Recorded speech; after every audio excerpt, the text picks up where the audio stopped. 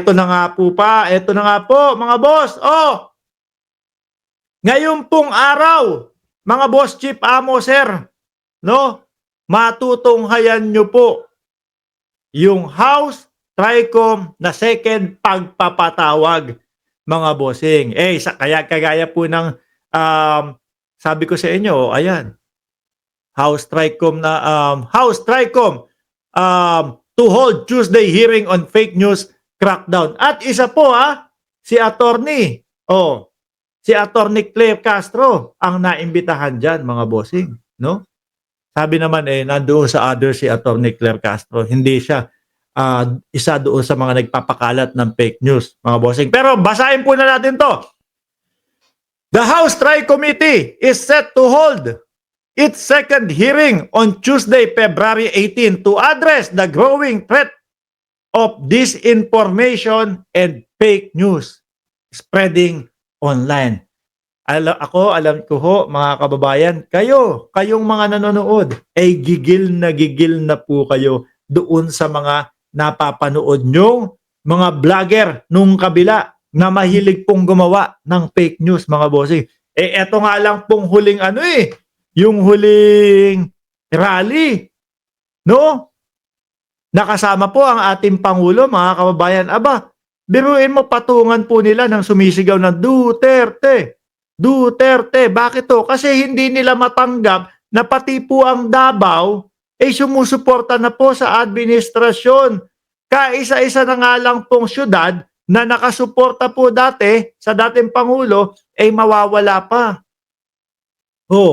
Kaya, ang gagawin nila, pepekein nila, no? Para ma-justify lang na madami pa din po sila. Pero ang katotohanan po, unting-unti na lang po, mga kababayan. So ngayon, sa pangunguna po ni Congressman Dan Fernandez, sila po ay yuhubog, bubuo ng batas para po doon sa mga nagpapakalat ng mga maling impormasyon o fake news. Buti na lang po tayo, hindi tayo napapatawag. So, ano ibig sabihin nun? Siguro putyo-putyo lang naman po kasi tayo, mga bossing. Hindi naman po tayo kasing lalaki ng ibang mga vloggers po no? Kaya tayo hindi nasasama dyan. At siguro, tiwala po sa atin ng Quadcom na wala tayong mga ginagawang mga fake news. Wala tayong ginagawang mga maling impormasyon o inililigaw yung mga kababayan natin. Di ba? Bakit? Kasi karamihan po ng ating mga vlogs, mga bossing, chief amo, sir, madam, galing naman po kagaya niyan. Galing po doon sa mga malalaking platform. Galing po sa mismong mga ano ang tawag dito? Doon sa mga malalaking media. Tapos saka natin re-reactionan po, mga kababayan. Ang tanong dito, no? Ang tanong dito, kung pupunta ba yung mga DDS vlogger. Baka maligaw na naman po yung mga yan. Baka sa Supreme Court na naman po mapunta yan. Yung iba sa kanila, kabadong-kabado, takot na takot. Yung iba, ang yayabang sa umpisa pa lang. Kesyo daw po pupunta. Maghaharap sila ni Congressman Dan Fernandez, mga bossing. Pero, nung dumating na po yung araw, mga kababayan, ay wala na po. No? Para pong mga basang sisiw na ayun, nakayukayod, na parang ang lungkot-lungkot, ipinapakita sa sambayan ng Pilipino na binubusalan daw ho sila ng kanilang karapatan, mga bossing. Ay nako, wag ho kayong maniniwala dyan. Kung sila mga boss, hindi po natatakot at alam nila na tama yung kanilang ginagawa, kukontrahin natin tong sila Dan Fernandez. Di ba? Ipapakita namin talaga na mali yung iniisip nyo sa amin. Ganun. Kaya lang po, nauuna ang kabog ng dibdib. Speaking of attorney Claire Castro, sabi niya, naku, pag na-contempt ako, ang gusto ko lang pagkain doon sa loob, kape, no? Starbucks. Malamang, Starbucks yan. Starbucks o kape, tapos nakalimutan ko yung isa parang basta something sandwich Naku, Attorney Claire, kahit hindi ka pa makontent, alam ko naman na hindi ka makokontent. Papadalan kita niyan. Ano? Ako ho mga kababayan, aliw na aliw po ako talaga sa araw-araw na ginawa ng Diyos. Hindi po Diyos na kibuloy ang binabanggit ko dito. Sa araw-araw po na ginawa ng Diyos, mga kababayan, nakikinig po ako kay Attorney Claire Castro. Dahil unang-una, kapag po usapan politikal ang pinag-uusapan, kailangan kahit papaano meron kang alam sa batas. Di ba?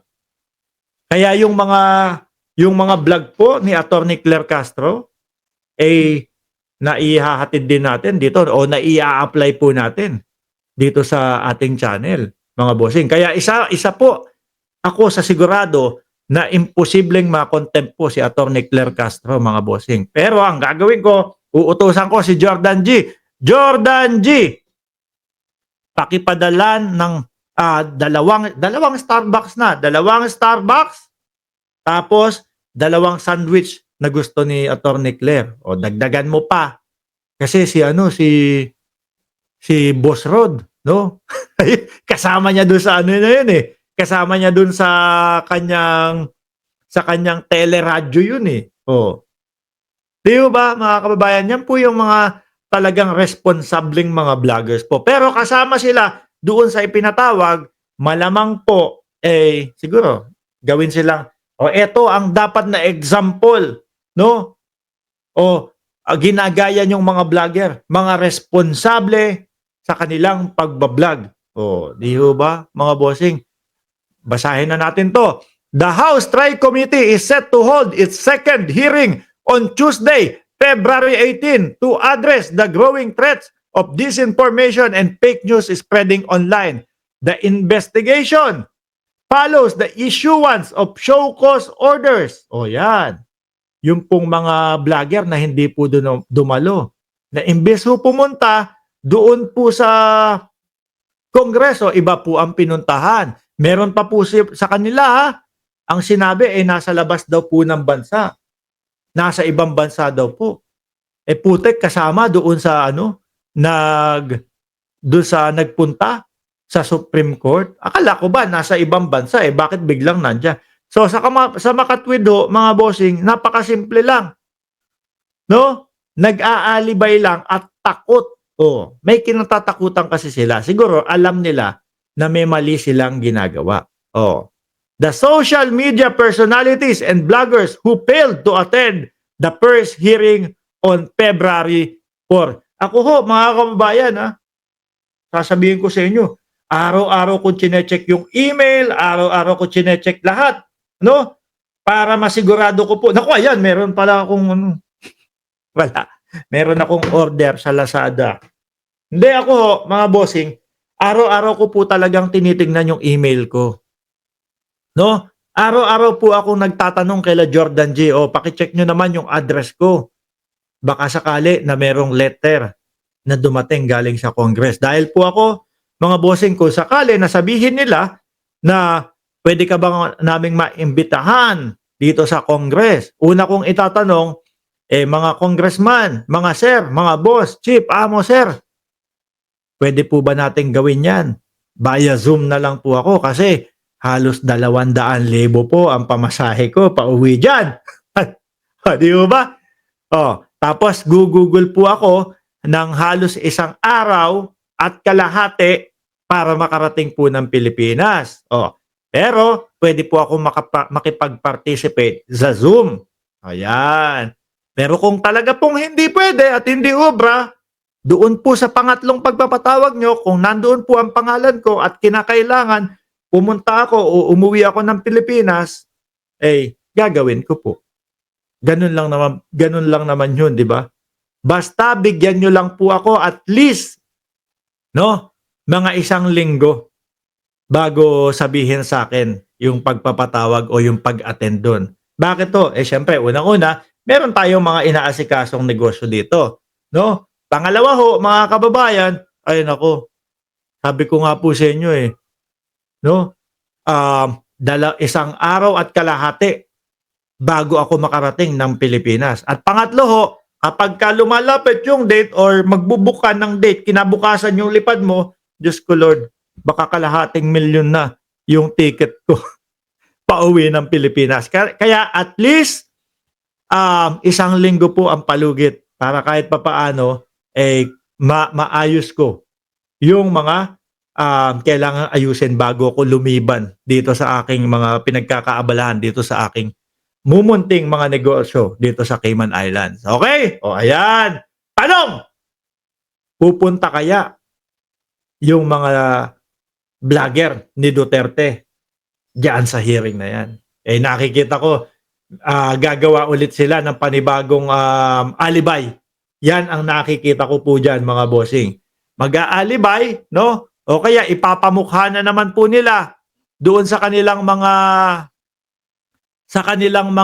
tagasunod, tagapanood na na matapang sila. Nahaharapin nila si Dan Fernandez, si Congressman Benny Abante, si Congressman Acop. Tapos pagdating nung araw na 'yon, wala. At tinutukoy ko yung Mark Lopez. Matapang do sa post, pero nung dumating na o yung dumating yung araw, wala na. Hindi na sumipot ho, mga kababayan.